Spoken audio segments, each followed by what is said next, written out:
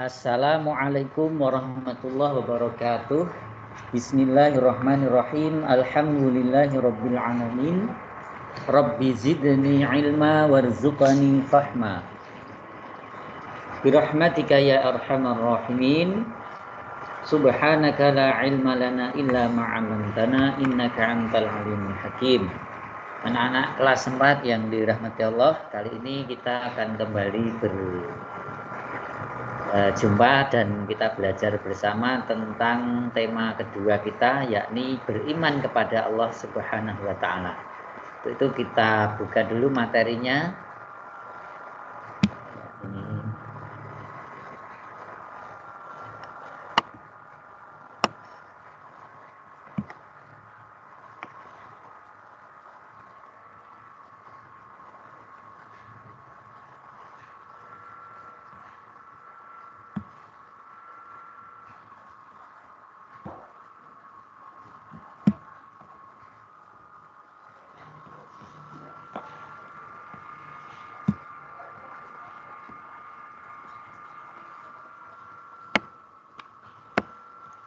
Ini ya, materinya tidak bisa dibuka, sebentar.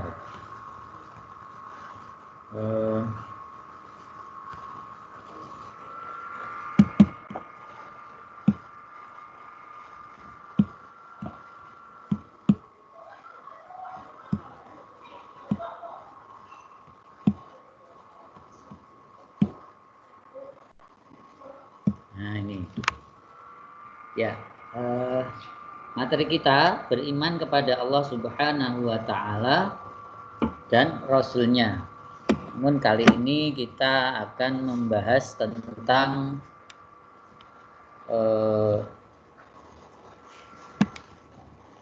beriman kepada Allah Subhanahu wa Ta'ala. Setelah kita pelajari di kelas 1 maupun di kelas sebelumnya bahwa iman pokok-pokoknya ada 6 atau rukun iman. Ada iman kepada Allah, iman kepada malaikat, iman kepada kitab-kitab Allah, kepada Rasulullah dan hari akhir, serta iman kepada qada dan qadar Allah. Maka agar kita mencapai tahapan beriman kepada Allah itu, kita harus mengenal Allah. Sebab kita diciptakan oleh Allah tujuannya untuk liya'budun wa ma khalaqatul jinna wal insa illa liya'budun. Selain juga untuk menyembah Allah, juga agar kita mengenal Allah Subhanahu wa Ta'ala. Maka bagaimana caranya? Ada 3 yang kita sebutkan di sini. Yang pertama, mengenal Allah melalui alam semesta. Yang kedua, mengenal Allah melalui Al-Quran. Dan yang ketiga, mengenal Allah melalui Asma'ul Husna. Mudah-mudahan kita nanti bisa membahas secara keseluruhan, minimal 2 bagian ini nanti kita bahas. Nah, kita naikkan dulu pembahasannya. Sekarang mengenal Allah melalui alam semesta. Jadi anak-anak, awalnya Allah itu sebelum menciptakan seluruh makhluknya, Allah itu sendirian. Maka Allah ingin dikenal oleh makhluknya, sehingga diciptakanlah oleh Allah makhluk. Ada manusia, ada tumbuhan, hewan, malaikat, iblis, dan sebagainya. Karena Allah ingin dikenal oleh makhluknya. Maka setiap kita mengamati alam ini, apakah itu lingkungan, tumbuhan, hewan, atau bahkan badan kita sendiri, diri kita sendiri, ini hendaknya menumbuhkan kesadaran kita akan kekuasaan Allah, kemahakuasaan Allah. Menyadari, oh itu ciptaan Allah, ada tumbuhan kok, ya, indah sekali. Alam diciptakan begitu indahnya, binatang itu berbagai macam bentuknya, ada yang berkaki 4, ada yang berkaki 2, ada yang terbang, ada yang di dalam tanah, ada yang di dalam lautan. Maka itu semuanya menunjukkan, menyadarkan kita akan kekuasaan Allah Subhanahu wa Ta'ala. Bahkan di dalam Al-Quran Allah membuat perumpamaan dengan makhluk yang kecil bernama nyamuk. Ya, di dalam surah Al-Baqarah nanti bisa kita baca. Bagaimana nyamuk yang kecil itu bisa terbang? Kira-kira kalau mau dibuat mesin itu, mesinnya nyamuk itu seberapa itu ya? Belum, nyamuk ini juga bisa berkembang biak. Bagaimana menciptakan otot-ototnya, syaraf-syarafnya, kemampuan dia mencium kalau ada mangsa, ya, di kegelapan. Biasanya kita kalau tidur lampu dimatikan kan nyamuk tetap bisa menggigit kita. Bahkan kita sudah pakai selimut yang agak tebal pun kadang nyamuk bisa menggigit. Nah, ini merupakan mukjizat, merupakan hal-hal yang hendaknya menjadikan kita semakin mengenal Allah Subhanahu wa taala, bagaimana makhluk yang kecil itu. Ya.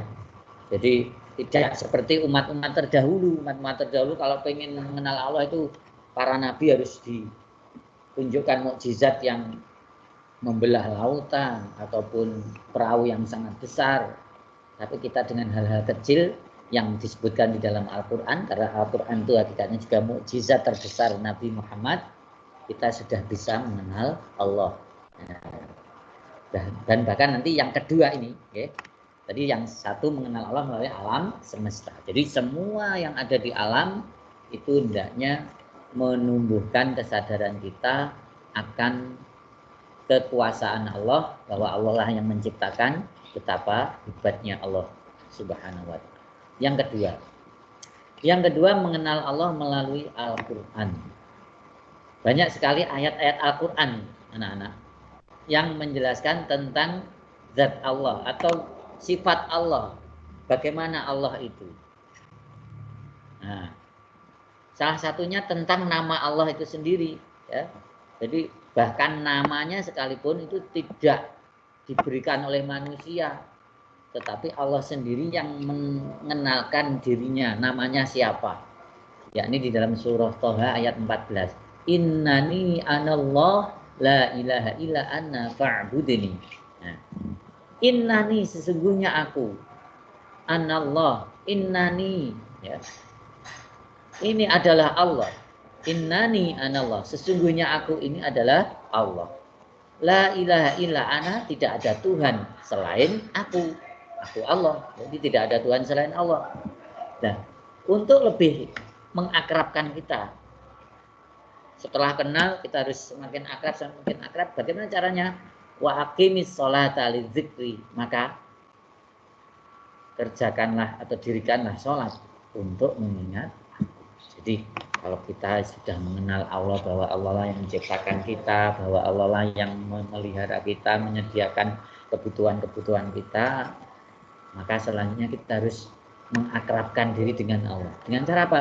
Dengan cara mendirikan sholat, untuk mengingatnya, berzikir, mengerjakan perintah-perintahnya yang lain, puasa, ya, berbuat baik kepada teman, berbuat baik pada tetangga, gitu.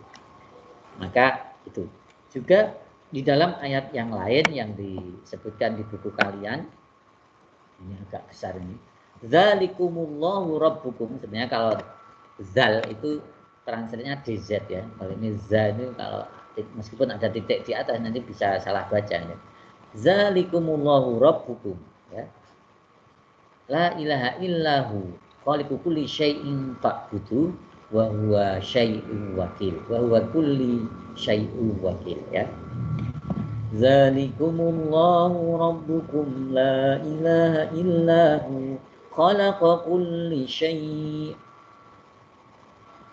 fa'budu khalaqa kulli syai'in fa'budu wa huwa ala kulli syai'in wakil. Jadi begitu cara bacanya kalau ditartil, ya. Zalikumullahu rabbukum, Zalikumullahu rabbukum la ilaha illahu khaliqu kulli syai'in fa'buduh wa huwa ala kulli syai'in wakil. Nah, itu materi surat Al-An'am ayat yang ke-102. Ya. Artinya apa? Ya. Yang memiliki sifat-sifat yang demikian itu, ini sifat-sifatnya dijelaskan di ayat sebelumnya, ya. Ada Allah Maha Rahman, Maha Rahim, dan 99 nama dan sifatnya yang lain. Ialah Allah Tuhan kamu. Tidak ada Tuhan selain Dia, ya. La ilaha illahu. Tidak ada Tuhan selain Dia. Pencipta segala sesuatu. Khalaqa kulli syai'. Yang menciptakan segala sesuatu di alam ini, semua selain Dia itu adalah ciptaannya. Maka sembahlah Dia. Nah ini loh, setiap Allah mengenalkan dirinya sebagai pencipta, sebagai Tuhan, maka Allah mengiringi dengan perintahnya kepada kita supaya kita menyembah Allah. Dan Dia adalah pemelihara segala sesuatu. Nah, ini referensinya bisa juga dibuka di sini, atau ya di Al-Quran kalian, surah Al-An'am ayat 102. Nah itu. Kemudian yang ketiga tentang mengenal Allah melalui Asmaul Husna. Ini ada beberapa nama yang dibahas di kelas 4 ini. Ada Al-Adl, ya, ada Al-Hakim, juga ini nanti kalian lihat di bukunya itu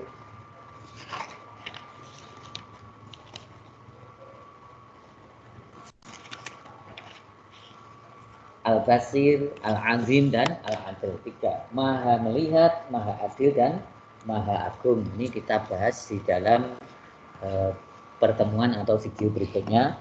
Kita juga tidak lupa berdoa di dalam sujud-sujud kita, di dalam doa-doa kita. Mohonlah kepada Allah agar Allah segera angkat wabah ini, sehingga kita segera bisa belajar kembali di sekolah kita. Amin ya rabbal alamin. Demikian, mudah-mudahan bermanfaat dan kalian bisa semakin bersemangat untuk belajar. Assalamualaikum warahmatullahi wabarakatuh.